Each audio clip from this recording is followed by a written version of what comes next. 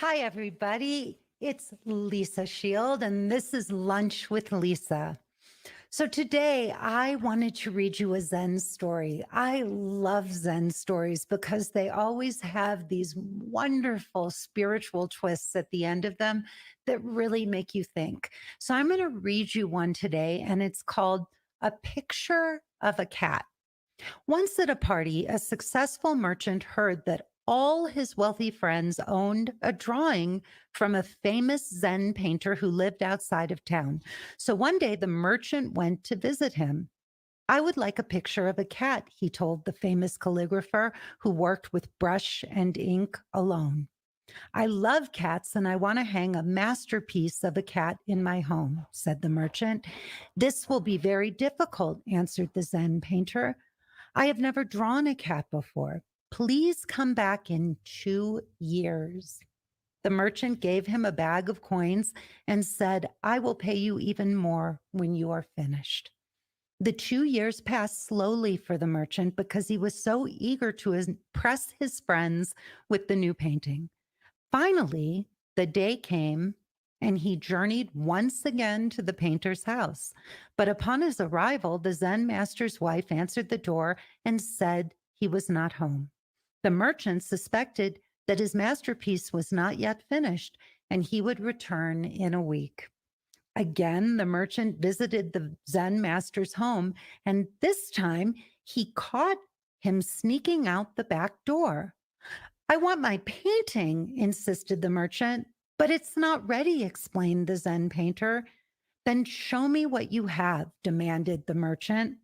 The Zen master took him into his workshop and placed a large piece of fresh parchment on the table. Slowly and carefully, he mixed his ink. The merchant was confused and grew impatient, but he was curious, so he waited.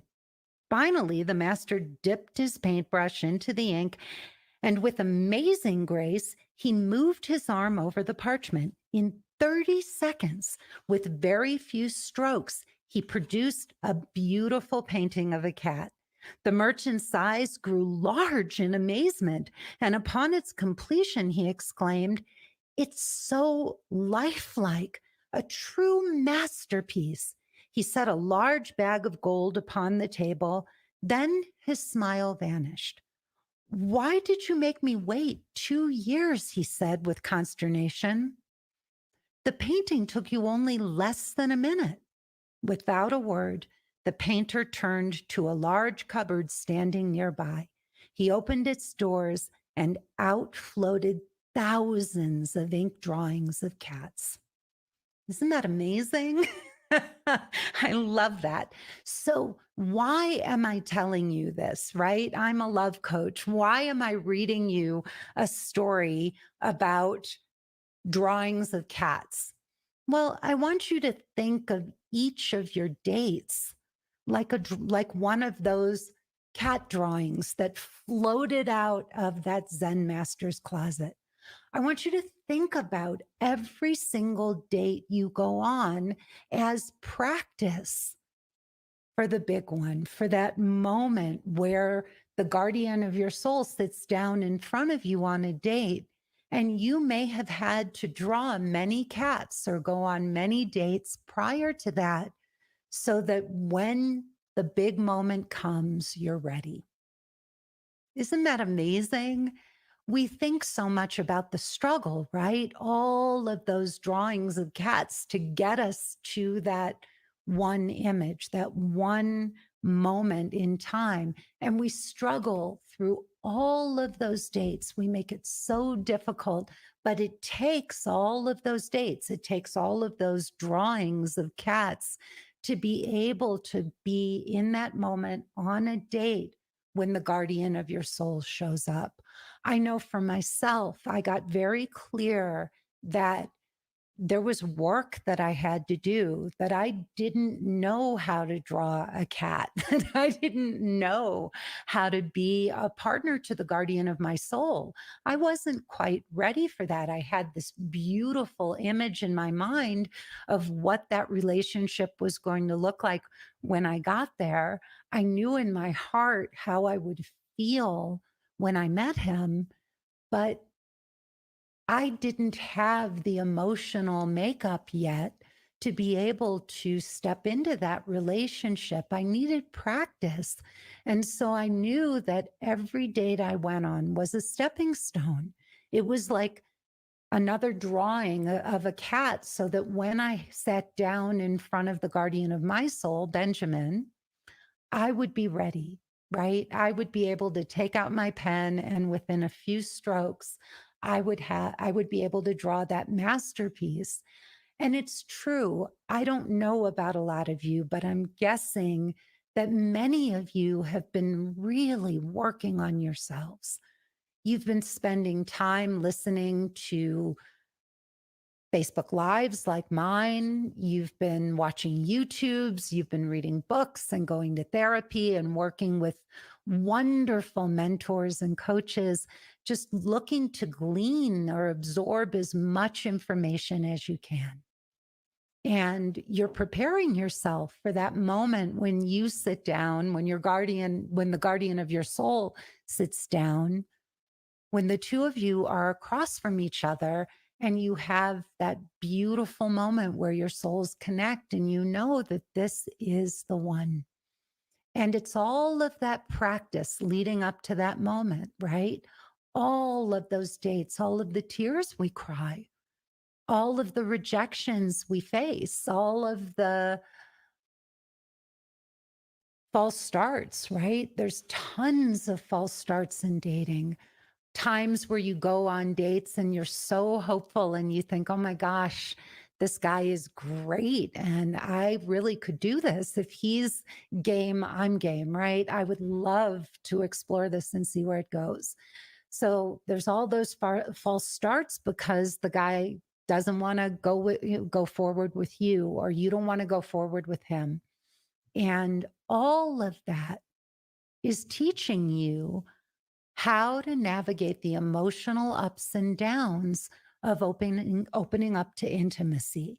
So every single challenge that you face is like one of those cat drawings, right? It's like another attempt to draw a beautiful cat. And it's all giving you the opportunity to practice so that when the right man shows up, you'll be ready. That's really what dating is about. And so many of us are focused on the goal, on the end game, on that objective of meeting our guy. And we are not really seeing the opportunities in front of us. We're so upset because things don't go right. Every time something happens and we're disappointed, and, we go online and we don't see a message from somebody we were connecting with. And then we're just like, oh, I'm done. F it. I'm out of here. I'm not doing online dating, or online dating doesn't work for me, right? That's what we tell ourselves. And then we give up. A little piece of us throws in the towel. Maybe we pick the towel back up again, but we get so tired of, going out there and walking through this stuff and facing ourselves, facing our fears, having to look at what is and isn't working.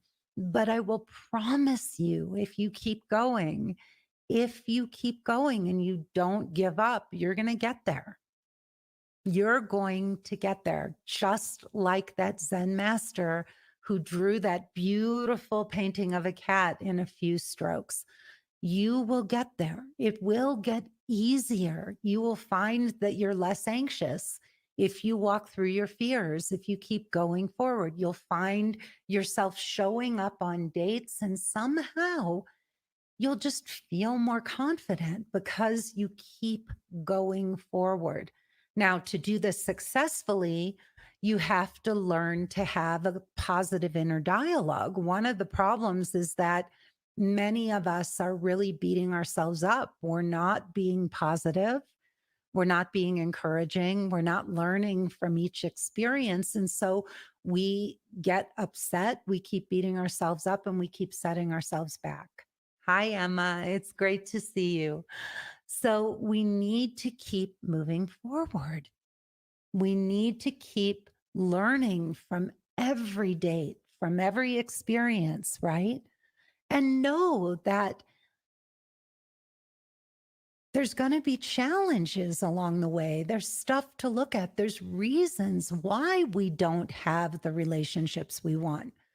It's really, really challenging when you think about it because most of us do so much work on ourselves. But the only real, what's important, the only thing that matters is that you're able to go on a date and sit across from somebody and really hold your own, be in your power, be gracious, be kind, be have dominion over your emotions, right? Be able not to take things personally and to be able to sit across from a man on a date and really feel um, lovely, right? That you know who you are and that you're in your power and that you're being gracious and kind and warm and you're showing this man that you actually like him. You're putting out all of that. And this comes with practice. One of the things I think that so many of you do is you beat yourself up for not knowing the things you don't know, right? You go on dates and it doesn't go well and you beat yourself up. But the truth is that you may or may not really understand how to connect with a man. Maybe you've never even really thought about how do I connect with a man on a date? Like I'm sitting across from this wonderful man, this grown up. He's a true adult male who has his act together and is somebody that you would really want to be interested in dating. And you've never even stopped to ask yourself, how do I really make a connection with a guy like that? How do I make a true romantic connection so that that man will walk away from this date and he'll think, wow, she's phenomenal. I can't get enough of her. And he won't be able to prevent himself from asking you out again. That's what you're looking for, is to have that kind of rapport with a man on a date. But most of us are just expecting that we're going to show up and it's just going to happen, right? Like that's what's weird about dating, is that we give little thought, actual thought to how do I go on a date? What do I have to be saying and doing to attract a phenomenal man? When I'm sitting across from a man who has all the things I want and he is an emotionally available man, somebody that I really think has potential, what do I need to be doing at my end in order to for that man to want to call me again and ask me out again? This is all stuff that comes with practice. It comes with going on many dates.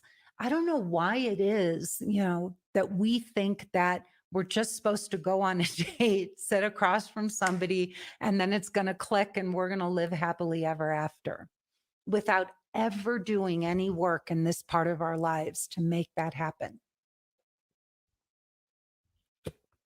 That's called being a prodigy. And it doesn't work anywhere else in our lives, right? I mean, I get it. Like Mozart could sit down at the piano from when he was a little kid and create magic, but that's a prodigy. And for most of us in any area of our lives where we succeed, we have to do the work. We have to practice. I started out this conversation by reading a Zen story about a man who tried to purchase a cat, an image of a cat from a famous Zen painter. And he goes to the Zen painter and he gives him a bag full of money. And he says, I'll give you more money when I pick up the masterpiece. And the Zen master says, I've never painted a cat before and I need 2 years. And then the guy goes back and the man doesn't have his cat painting. And when he insists on the painting, the master paints the painting within 2 minutes and it's beautiful. And he said, why did you make me wait 2 years if you already had the masterpiece? If you had already, if you could create this in 2 minutes? And the Zen master opened up a cabinet and thousands of paintings of cats floated out. So he had been practicing for 2 years to be able to sit down in those 2 minutes and be able to create that masterpiece. It's the same with dating. If you're going to create a masterpiece, and most of us in our minds and in our hearts have this dream, this deep longing for unconditional love, for an extraordinary kind of relationship. But very few of us actually are emotionally equipped to have a relationship like that. It doesn't mean that we can't. Please don't get me wrong. All of us can have that kind of relationship. It's available to anyone who's willing to do the work to be able to have that. So, this is an area where we can have mastery. We can achieve unbelievable things. We can attract what I call a guardian of our soul and have an absolutely magical love life if we choose to. But it does require, for most of us, real work in this part of our lives to achieve that. And so I want you to know that this is attainable. This is attainable, but there are things that you need to know in order to make this happen. Instead of showing up and wishing for a miracle or hoping for chemistry on a date, there are things that we all need to know. So, what would some of those things be?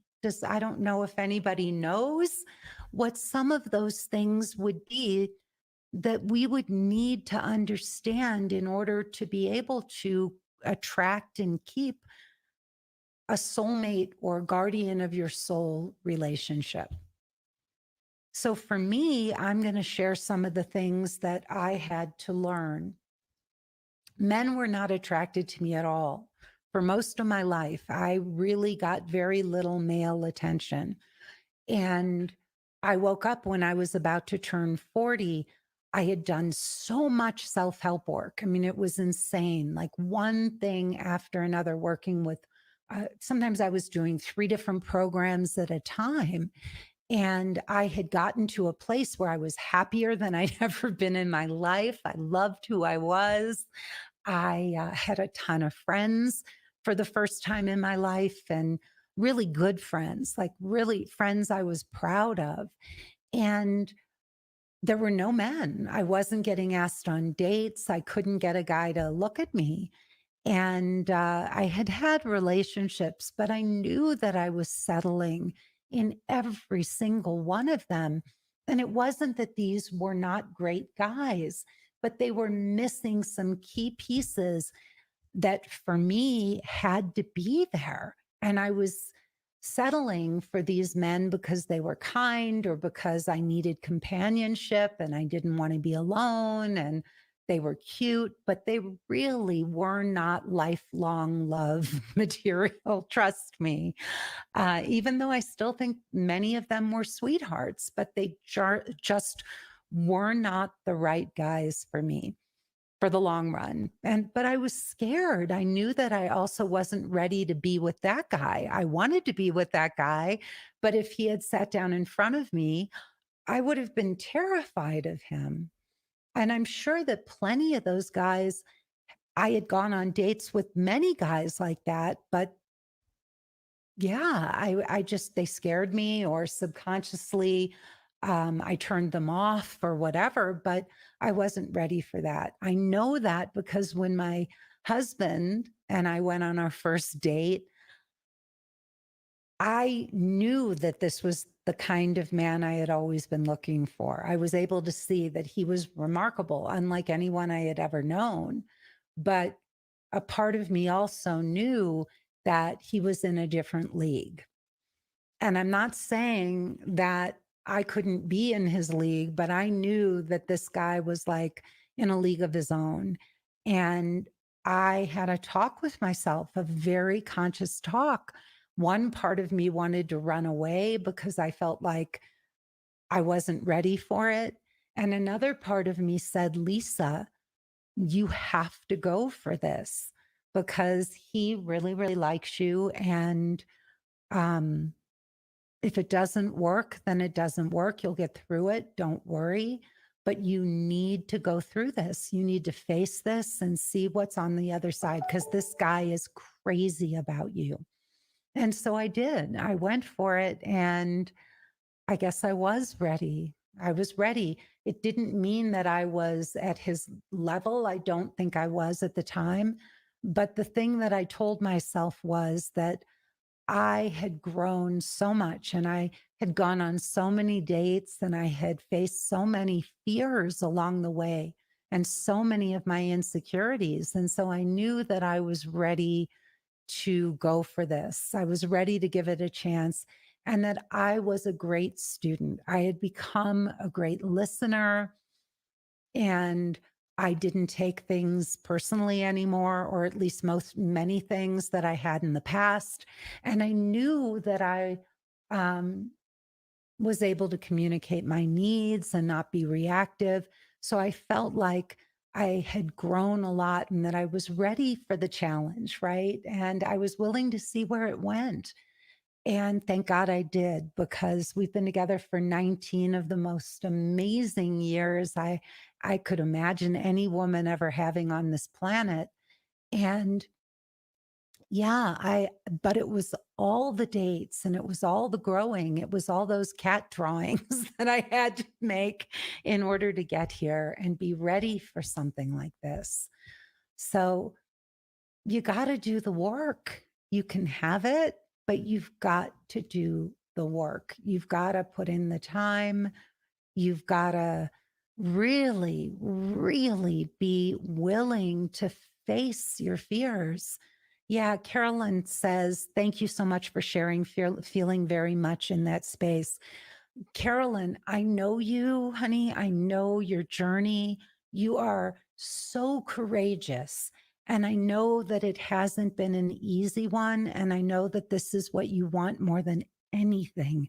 And what is so beautiful about you in particular, honey, is that you're going to get this. I have so much faith in you.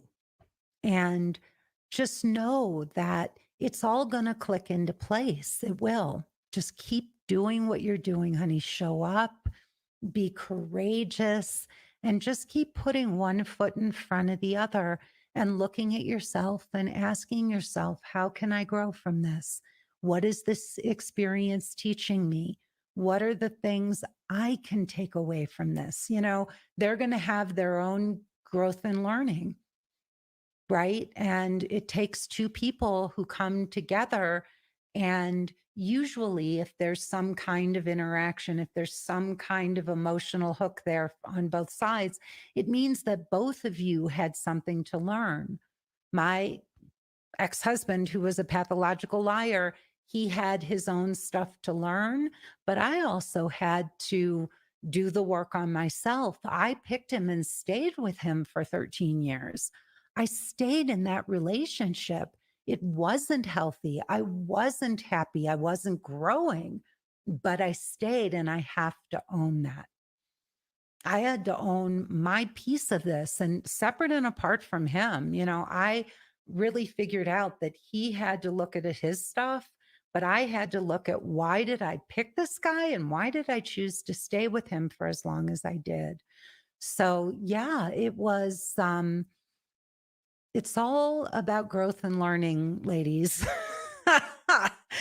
I hate to say it. And the growth and learning that we have to do is on us. And I just had an aha moment because we have to stop trying to teach them and point out their flaws and tell them what they need to learn. Really, what we have to do is focus on ourselves and keep looking at what these experiences are teaching us. Why am I attracting men like that? Why am I saying yes to this? Why do I keep bringing emotionally unavailable men into my life? Why is it that men don't ask me on a second date? How come I'm not attracting the attention of the kinds of men I want to attract? Of course, they're out there. Of course, there were men that I would have loved to have dated. That's absolute bullshit. And you all know it. There are men, as for those of you who are saying, I don't meet men I want to date, or I don't get there are no men, where are all the good men, whatever. I got to tell you, they're out there. They may not be attracted to you right now, or you may not be attracting them, but there are fabulous men out there. I know many of them. The truth is, I wasn't attracting them. They weren't attracted to me. And I needed to look at why that was. I needed to look at what it was about me that wasn't attractive to those men. Does that make sense? And so the growth is always with us. And the beauty, if you don't blame yourself, but you are willing to look at this and ask yourself, what is it I'm doing or not doing? How is this picture a reflection of who I'm being? Right? If you're willing to look at that and keep bringing it back to that, you will keep growing and learning and getting, evolving into the woman you need to be in order to attract the guardian of your soul. And it takes practice. It takes a willingness to be courageous and keep looking at yourself, not blaming yourself, but going to a place of self exploration. How can I open up more? How can I be kinder? How can I be more generous? Do I need to have better boundaries? Am I being feminine enough? Am I being gracious with men? Do I get excited enough? Do they feel like I'm enthusiastic about them and what they have to offer? Or do I hold back? Do I hear from men, hey, I couldn't really tell if you were interested in me or not? Could I show more interest? Do I need to speak up more? Am I asking for what I want? Am I getting emotionally naked with men? Am I giving men what they need from me emotionally? It's easy for us to say that men aren't emotionally available, but are you emotionally available? So these are all the kinds of questions I was asking myself as I dated. And that's what brought me to my husband, Benjamin. So once again, I started this out by reading a Zen story about a wealthy merchant who went to a Zen master and asked the Zen master if he would draw him a cat. And the Zen master said, I have never drawn a cat. Come back in 2 years. The merchant gave him a bag of money. He came back in 2 years and the master had no painting. And the Zen merchant was upset. He said he demanded his paintings. So the Zen master pulled out a sheet of parchment and he started drawing. And very quickly, within 2 minutes, he had drawn a masterpiece of a cat. The merchant was furious and he said, why did you make me wait 2 years if it only took you 2 minutes? And the Zen master opened up a cabinet and out floated thousands of images of cats, drawings of cats. So it took him thousands of attempts to be able to draw a masterpiece in 2 minutes. And that's what we're talking about, ladies, going on dates, not thousands of dates, but being willing to really look at your interactions with men, practice, practice, practice, so that when that guardian of your soul sits down across from you, you'll nail it, just like that Zen master did. All right, everybody, I am going to go. This was Lunch with Lisa. Oh, Carolyn came in with a question. I am so confused now about texting, not texting, so they can feel tension and chase me. Or is the whole chasing concept outdated? Carolyn, I think that's ridiculous that you should have to play games. Look at the confusion you're having over this. Imagine how a man's going to feel. No, you shouldn't have to play games to get a man to chase you. You should be your fabulous self, and the right man is going to chase you. He's going to, because he's not going to let you get away. and you don't need to play games. All right, this has been Lunch with Lisa. Thank you so much for joining me. I do 3 Facebook Lives a week. I do one on Monday at noon Mountain Time, Lunch with Lisa. I do one on Tuesdays at 5 p.m. Mountain Time, and that's called Live with Lisa. And then my favorite one of all, Sundays at 10 a.m. Mountain Time, and that is Getting Inside the Right Male Mind with Benjamin Shield and Lisa Shield. You will hear intimate conversations where I dive in and ask my husband questions because I think he's the most extraordinary man. He lives in his heart, and you will never, ever hear a man talk about the things my husband talks about in the way he talks about them. So please join us.